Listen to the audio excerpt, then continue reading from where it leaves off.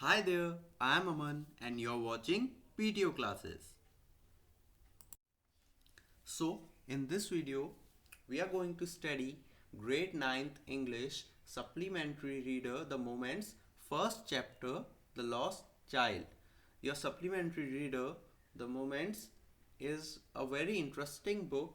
It has a lot of interesting stories which are very informative also and which will shape your ethical values. So the first chapter, The Lost Child, is written by Mulk Raj Anand. This story is basically about a child who gets lost in a fair. A fair, I'm sure that you must be aware by the term fair. A fair is a kind of a feat where there are a lot of rides, there are a lot of shops, there are a lot of things that uh, basically the little ones like, the kids like. So you can take the example of Numais from our city. So the child goes to a fair and he gets lost there. So first take a look at the writer of the story first, Mulk Raj Anand. So Mulk Raj Anand was one of the first Indian writers who started writing in English along with R.K. Narayan and others. He was the first writer who wrote in English. He was the pioneer of English writing in India. So Mulk Raj Anand, he was born on, as you can see from the slide, he was born on 12th December 1905. So he was born on 12th December 1905, and his few notable works, two of them I have written here, Untouchable and Two Leaves and a Bird. So these are his famous novels that he wrote at that time, and he died on 28th September 2004.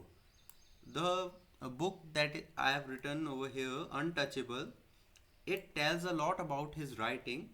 Untouchable was basically his own experience. It was a story that he wrote about his own experience. Once his aunt was there, who had a lunch with her Muslim friend. So what happened? The aunt got secluded from the society. The people, the relatives, all the people of the family, they threw his aunt away from the family. So he wrote this novel about being the untouchable, that Muslims were treated as not equal to Hindus. Hindus had differences with Muslims and Muslims had differences with Hindus. Similarly, other caste also. The casteism was a very grave problem in India. So he took a social issue. So this tells us that he used to write about the social causes of the society. And this story he has written simply about a child. As you have seen the poem, The Road Not Taken, Robert Frost has also taken a common issue. Here, he has also taken a common issue. The issue doesn't relate to your life, but it is a story about a child who gets lost in the fair, and the story goes on. So we are going to start the story now. I'm going to read and explain the story paragraph wise. So let's start the story. It was the festival of spring. From the wintry shades of narrow lanes and alleys emerged a gaily clad humanity. Some walked, some rode on horses, others sat, being carried in bamboo and pullock carts. One little boy ran between his father's legs, brimming over with life and laughter. So, in the first paragraph, the writer is trying to tell us that it was the festival of spring. The winters were there, it was very cold, and from the narrow lanes, from narrow lanes, narrow streets, there were a lot of people coming out. So there was a lot of rush in the village, in the town, and immersed a gaily clad humanity. Here, gaily clad. Gaily means happy, clad means clothed. Immersed. So, immersed a gaily clad humanity. So people dressed in happy clothes. People dressed in cheerful clothes. They were coming out from narrow and cold lanes. So some were walking, some were riding on horses, and some were sitting on their bullock carts. But in the middle of all this rush, one boy ran between his father's legs. He was uh, running from running with his along with his father. He was coming from his legs. He was coming from around his legs, and he came brimming over with life and laughter. Brimming means to be full of something. So he was full of life. Full of life means full of happiness, full of cheerfulness and laughter. So there were three difficult words in the paragraph. Gaily means happy and cheerful. Clad means cloth. He was wearing very cheerful clothes. The people of the town were wearing very cheerful clothes. Brimming means to be full of life or laughter. Basically, to be full of something, but here to be full of life and laughter. Now let's see the next paragraph. Come, child, come, called his parents as he lagged behind, fascinated by the toys in the shops that line the way. He hurried towards his parents, his feet obedient to their call, his eyes still lingering on the receding toys as he came to where they had stopped to wait for him. He could not suppress the desire of his heart, even though he well knew the old cold stare of refusal in their eyes. So the parents called the child that come child come as he lagged behind. Lagged behind, lagged behind means he was left behind. Fascinated means to be attracted by something. He was fascinated. He was attracted towards the toys that were lined in the shops on the way. He hurried, he ran towards his parents, his feet obedient to their call. So he was answering to their call, he was running, and his eyes were still lingering. Lingering means lasting for a long time. His eyes were set on a shop that was full of toys, and on the receding toys, as he came to where they had stopped to wait for him, he could not suppress the desire of his heart. So he stopped. The parents stopped for him, but he could not suppress the desire of his heart, even though he knew very well that the stare cold stare means a stare, look that is completely without any affection. That was without any affection, the cold stare of refusal. So he by their look only got to know that they will refuse his demands. I want that toy, he pleaded. Still he pleaded to them that I want the toy. His father looked at him, red eyed. With anger, he was looking at him in his familiar tyrants. Tyrant mean cruel. Tyrant way, his mother, melted by the free spirit of the day, was tender and giving him her finger to hold, said, look, child, what is before you? So the mother, who, as you all know, that mothers are very close to their child. They are in comparison to the father, the mother is always very polite with the child. She has a lot of care for the child. So she said in a very loving way that, look, child, what is before you? Don't waste your time over the things there. Look before what is there for you. It was a flowering mustard field, pale like melting gold as it swept across miles of even land. So now there were the field filled with mustard, and it was looking like gold. So she was trying to distract the child from the toys to the mustard fields. Let's take the difficult words from the passage. Lagged means to be left behind. Fascinated means to get attracted to something. Cold here without feelings of affection. Tyrant means cruel. Now let's start the other paragraph. Next paragraph. A group of dragonflies were bustling about on their gaudy purple wings, intercepting the flight of a lone black bee or butterfly.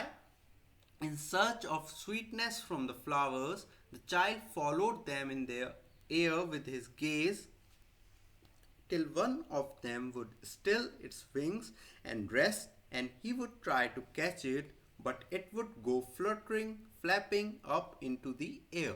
When he had almost caught it in his hands, then his mother gave a cautionary call, "Come, child, come, come on to the footpath." So, what happened? The land was there, the mustard field was there, and a group of dragonflies were bustling. A group of dragonflies were bustling, were busy on the gaudy, on the flowers, on their gaudy purple wings. So they were having the purple gaudy wings. Gaudy means very bright, very shiny. So intercepting the flight of a lone black bee. So dragonflies were bustling about. Uh, uh, they were busy on the flowers. Or their wings were very shiny. The purple wings were very shining, and they were intercepting. Intercepting means they were interrupting the flight of a lone black bee or butterfly in search of sweetness. So the dragonflies were interrupting the other creatures, other bees, and they were very beautiful. The dragonflies had the purple wings which were very shiny.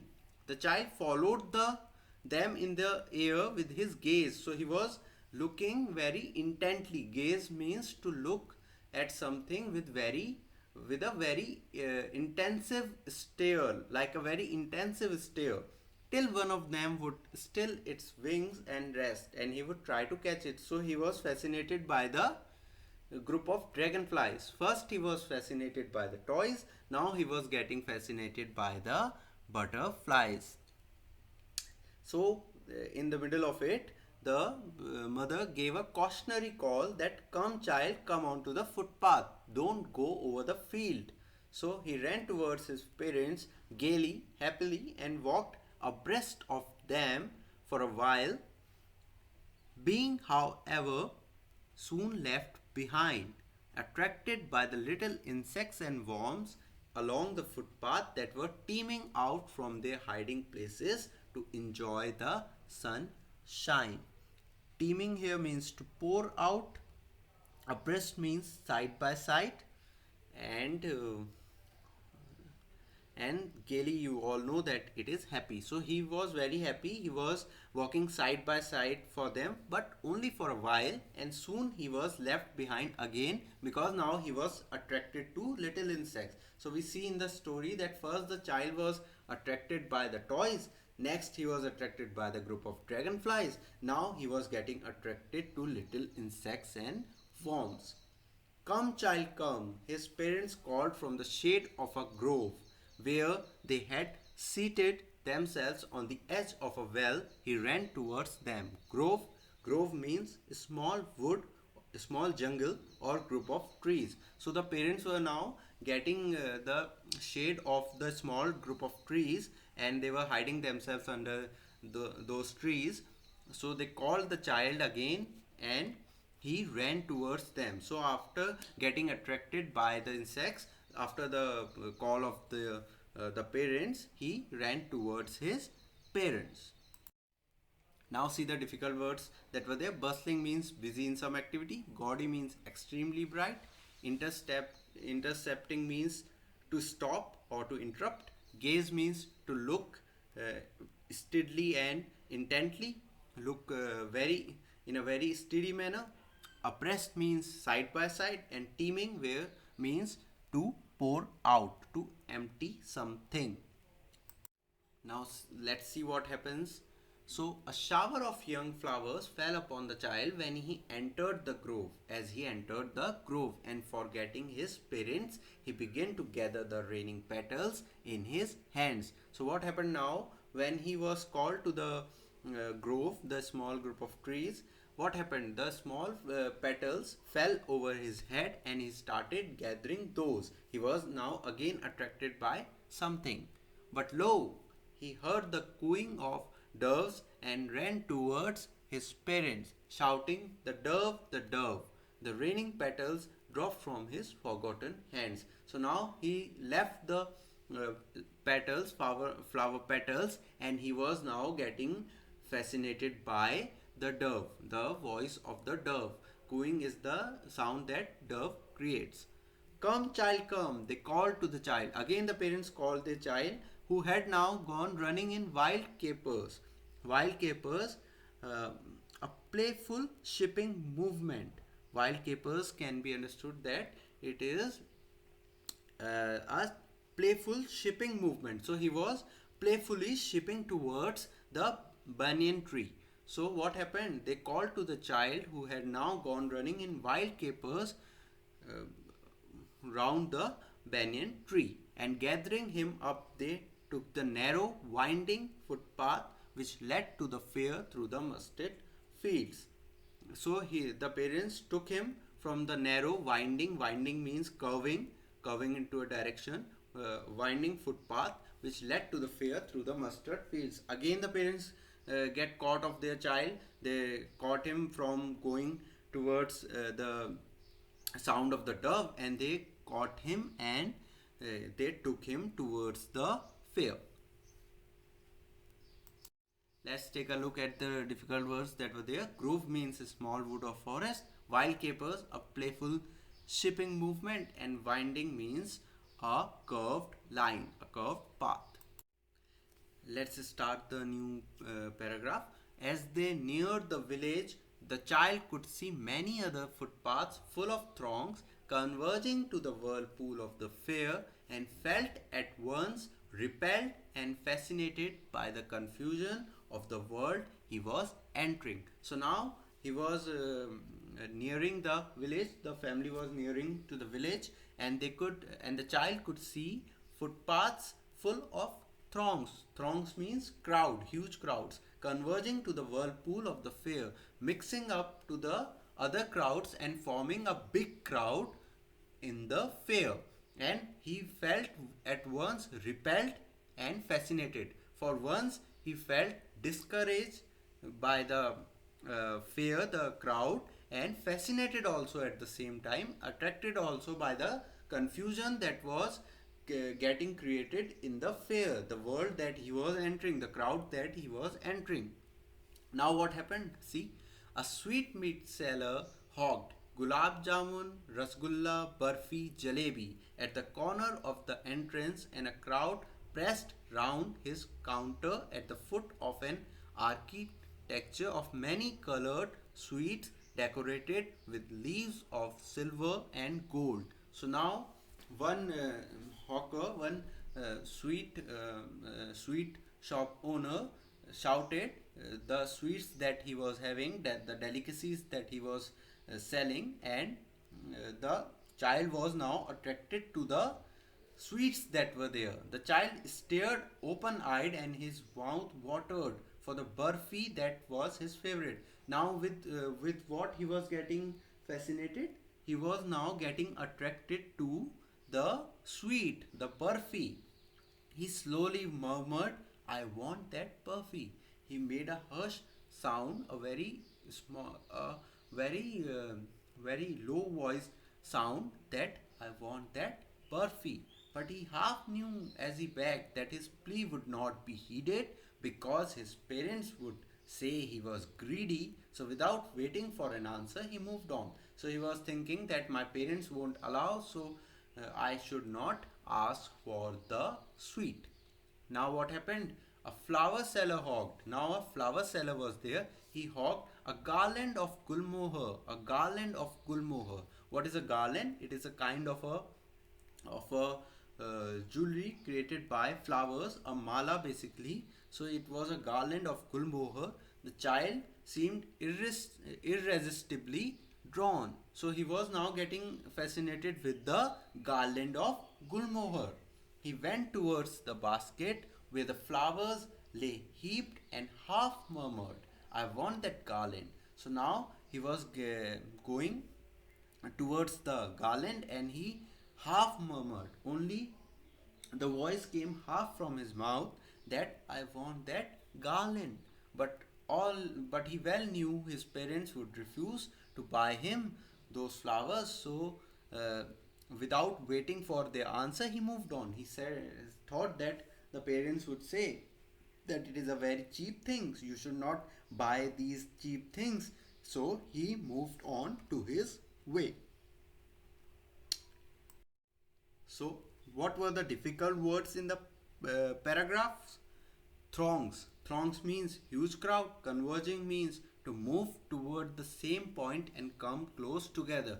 Basically, forming a new something new, mixing something and forming something new. Uh, Repelled, to drive away, to get discouraged from something. Heeded, paying attention to something. Now let's start a new paragraph. A man stood holding a pole with yellow, red, green, and purple balloons flying from. So now what the child was getting attracted to? The balloons, the different colored balloons that a man was selling. He was now getting attracted to those balloons.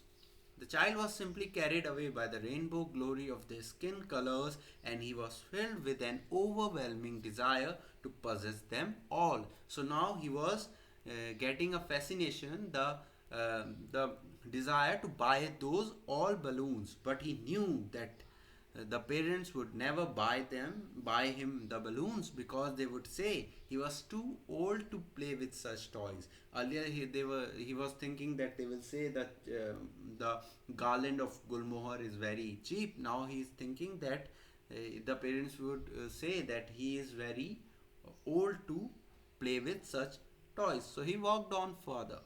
What happened next? A snake charmer. Now a snake charmer was there. He stood playing a flute to a snake which coiled itself in a basket. So now a snake charmer was playing a flute, and he was a snake was coiling in its basket, and its head raised in a graceful bend like that of a swan, while the music stole into its invisible ears like the gentle rippling of an invisible winter waterfall. So what happened? Now the child was getting attracted to the snake.